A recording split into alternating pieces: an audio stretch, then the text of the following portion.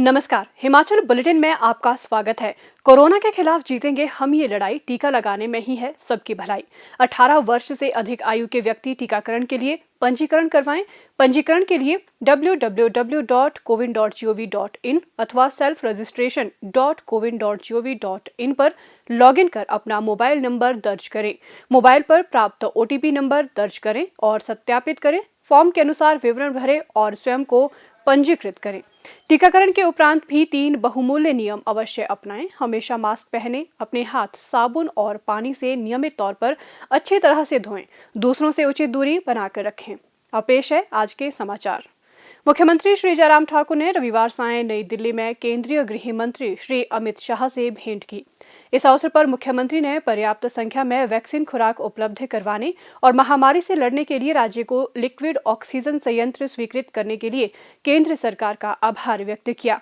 उन्होंने राज्य के सभी पात्र लोगों को कम से कम अवधि में कवर करने के लिए वैक्सीन आवंटन बढ़ाने का आग्रह किया।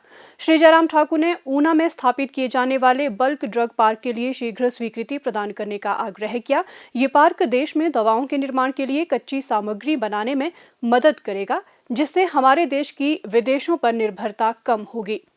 मुख्यमंत्री ने बद्दी बरोटीवाला नालागढ़ का औद्योगिक नोड के रूप में समावेश करने और राज्य के युवाओं के लिए रोजगार के अवसर सृजित करने के लिए medical device park, electric device manufacturing hub और अन्य विकास परियोजनाओं को मंजूरी प्रदान करने का आग्रह किया। उन्होंने महामारी के प्रभावी प्रबंधन के लिए राज्य को प्रदान की गई CSR सहायता के लिए भी केंद्र सरकार का आभार व्यक्त किया। श्री अमित शाह ने प्रदेश को हर संभव सहायता प्रदान करने का आश्वासन दिया। मुख्यमंत्री श्री जयराम ठाकुर ने आज नई दिल्ली में केंद्रीय रक्षा मंत्री श्री राजनाथ सिंह से भेंट की। इस अवसर पर उन्होंने रक्षा मंत्री के साथ राज्य में कार्यान्वित की जा रही विभिन्न विकासात्मक परियोजनाओं के बारे में चर्चा की। श्री जयराम ठाकुर ने उन्हें राज्य में कोविड-19 महामारी से निपटने के लिए प्रदेश सरकार द्वारा उठाए जा रहे कदमों के बारे में अवगत करवाया और सहयोग के लिए केंद्र सरकार का आभार व्यक्त किया। मुख्यमंत्री ने रक्षा मंत्री को भारत तिब्बत सीमा पर अपने दौरे के बारे में भी अवगत करवाया। मुख्यमंत्री श्री जयराम ठाकुर ने आज नई दिल्ली में केंद्रीय सड़क परिवहन और राजमार्ग मंत्री श्री नितिन गडकरी से भेंट की। इस अवसर पर मुख्यमंत्री ने CRIF के अंतर्गत प्रदेश के लिए 193 करोड़ रुपए की परियोजनाएं स्वीकृत करने के लिए केंद्रीय मंत्री का आभार व्यक्त किया। उन्होंने कहा कि सड़कें पहाड़ी राज्यों की भाग्य रेखाएं हैं, जो राज्य में सड़क संपर्क सुदृढ़ करने में अहम भूमिका निभाती हैं। श्री जयराम ठाकुर ने शिमला मटौर और मंडी पठानकोट राष्ट्रीय राजमार्ग 4 लेन के बारे में भी चर्चा की। उन्होंने भारतीय राष्ट्रीय राजमार्ग प्राधिकरण के अंतर्गत सड़कों के संपूर्ण सुधारीकरण के लिए भी केंद्रीय मंत्री का आभार व्यक्त किया। उन्होंने केंद्रीय मंत्री से उन सभी राष्ट्रीय राजमार्गों जिन पर निष्पादन एजेंसियों द्वारा कार्य शुरू किया गया है कि मौजूदा अलाइनमेंट और उचित रखरखाव का भी आग्रह किया। केंद्रीय मंत्री ने भारतीय राष्ट्रीय राजमार्ग प्राधिकरण के अंतर्गत प्रदेश में क्रियान्वित की जा रही सड़क परियोजनाओं की भी समीक्षा की और भारत माला सड़क परियोजना के दूसरे चरण में राज्य से भी सड़क परियोजनाओं को सम्मिलित करने का आश्वासन दिया। इससे राज्य में धार्मिक पर्यटन को बढ़ावा मिलेगा। उन्होंने कैथली घाट ढली शिमला बाईपास का कार्य शीघ्र शुरू करने का भी आश्वासन दिया। मुख्यमंत्री ने सैद्धांतिक तौर पर स्वीकृत 25 राष्ट्रीय राजमार्ग का कार्य भी शीघ्र शुरू करवाने का आग्रह किया। श्री जयराम ठाकुर ने श्री नितिन गडकरी को प्रदेश आने के लिए आमंत्रित किया। केंद्रीय मंत्री ने न केवल प्रदेश में चल रही विभिन्न परियोजनाओं की समीक्षा करने, बल्कि नई परियोजनाओं की आधारशिला रखने और उद्घाटन करने के लिए शीघ्र हिमाचल प्रदेश आने के लिए सहमति जताई।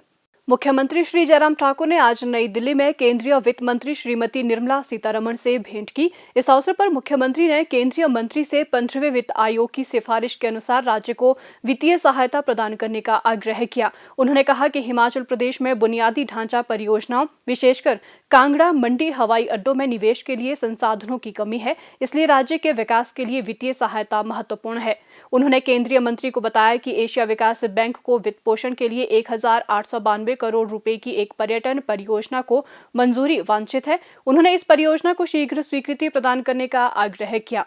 मुख्यमंत्री ने राज्य को वित्त वर्ष 2017-18, 2018-19 और 2019-20 के लिए भारत सरकार से देय जीएसटी मुआवजा प्रदान करने का भी आग्रह किया।